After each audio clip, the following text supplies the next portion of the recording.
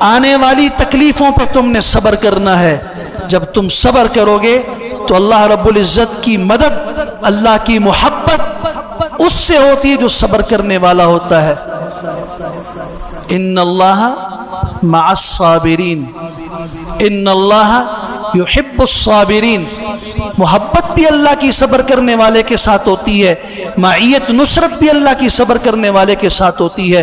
اہل سنت کے ایک عظیم امام احمد بن حنبل رحمت اللہ تعالی علیہ، جن کو اس امت میں یہ اعزاز حاصل ہے کہ جب اہل علم بھی حکمرانوں کے دبدبے کے سامنے دب گئے اور انہوں نے کلمہ حق چھوڑ دیا، اس وقت عباسی خلفاء کے دربار میں کلمہ حق کہنے والا اس دھرتی پر ایک آدمی تھا جسے امام احمد بن حنبل رحمت اللہ تعالی کہتے ہیں.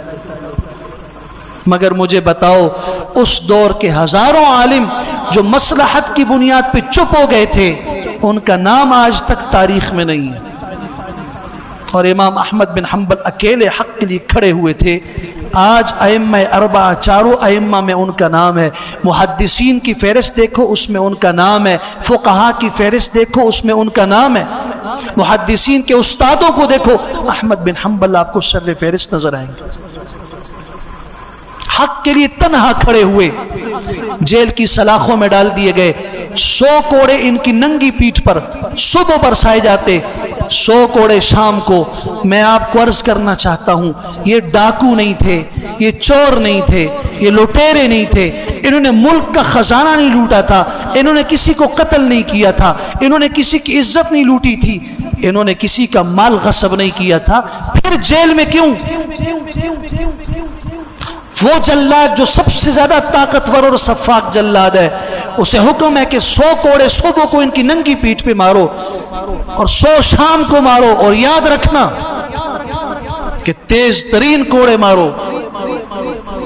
نالیاں بن گئی حضرت کی پیٹھ پر، اف نہیں نکلا. جرم کیا تھا؟ کیا غلطی ہوئی جس کی اتنی بڑی سزا ہے؟ غلطی یہ تھی کہ ساری دنیا اکٹھی تھی ایک گمراہ بادشاہ کے کہنے پر کہ یہ قرآن مخلوق ہے.